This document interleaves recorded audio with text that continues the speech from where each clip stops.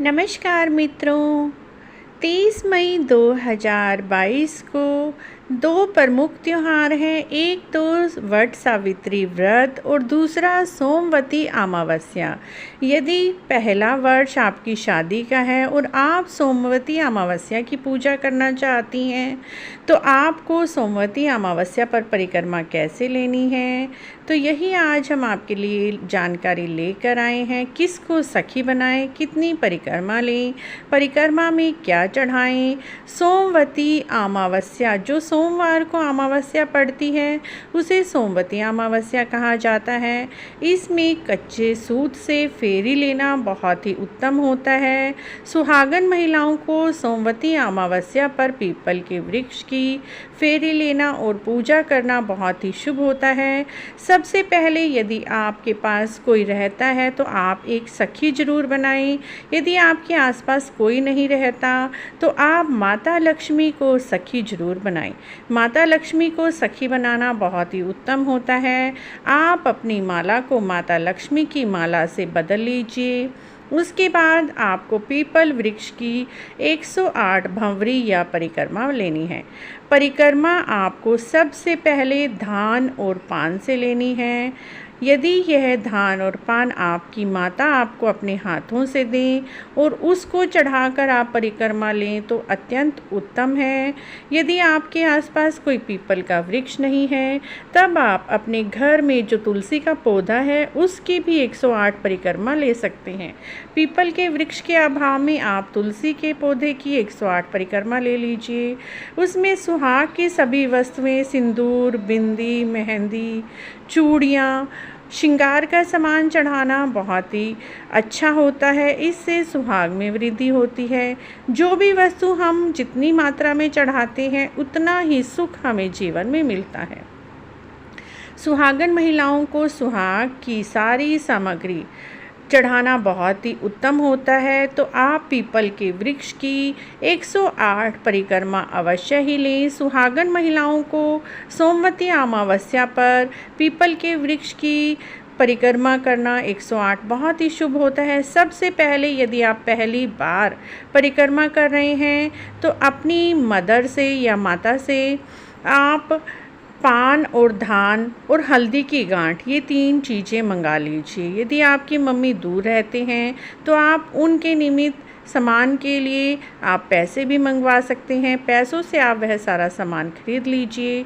सबसे पहले पहली परिक्रमा के समय आपको पहली परिक्रमा ख़त्म होने पर धान चढ़ाना है। एक बर्तन या पात्र रख लीजिए, उसमें सबसे पहले धान को चढ़ाइए।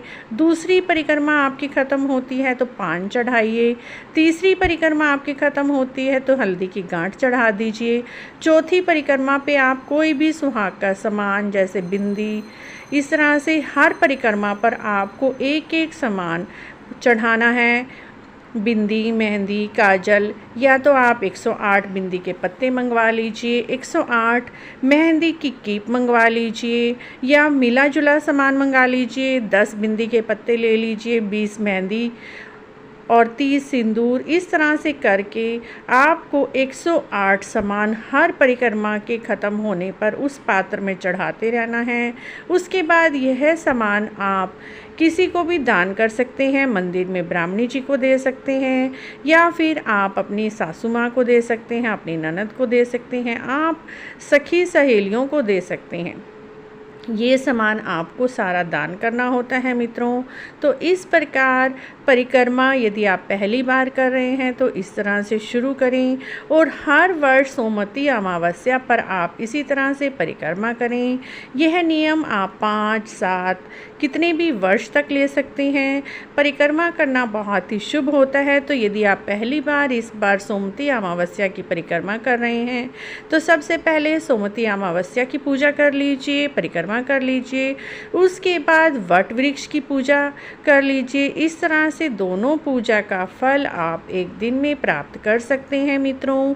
सोमवती अमावस्या पर पहली बार परिक्रमा इस तरह से करें तो आपके सौभाग्य में वृद्धि होती है, आपके जीवन में तरक्की के नए नए रास्ते खुलते हैं, पति की आयु लंबी होती है, साथ ही पति को सुख समृद्धि और सौभाग्य की प्राप्ति तो आपको होती ही है, साथ में पति के जीवन में भी तरक्की के बहुत अच्छे अवसर प्रदान होते हैं। तो मित्रों, आपको पहली बार परिक्रमा करनी है तो आप माता लक्ष्मी को अपनी सखी बनाकर उनके साथ माला बदल लीजिए। उसके बाद 108 परिक्रमा कीजिए। विष्णु भगवान माँ लक्ष्मी जी का नाम लेते हुए मन ही मन माँ लक्ष्मी और विष्णु भगवान का नाम लेते हुए हर परिक्रमा को पूर्ण कीजिए, क्योंकि पीपल के वृक्ष में सभी देवी देवता निवास करते हैं। सोमवती अमावस्या तो एक ऐसी दिन है जो वर्ष में 1 या 2 बार ही आते हैं। सतयुग में तो युधिष्ठिर ने इतनी तप किया था, तब भी उनके जीवन में एक बार भी सोमवती अमावस्या नहीं आई थी। सोमवार को पड़ने वाली अमावस्या का बहुत अधिक महत्व होता है और इसमें भंवरी, फेरी और परिक्रमा लेना तो और भी अधिक फलदायक होता है। मित्रों, आप भी यदि पहली बार सोमवती अमावस्या की पूजा कर रहे हैं तो इस विधि से करते हैं तो आपको पूजा का पूर्ण फल प्राप्त होता है।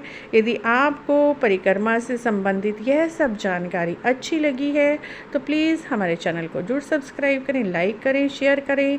कमेंट बॉक्स में जय सोमवती अमावस्या अवश्य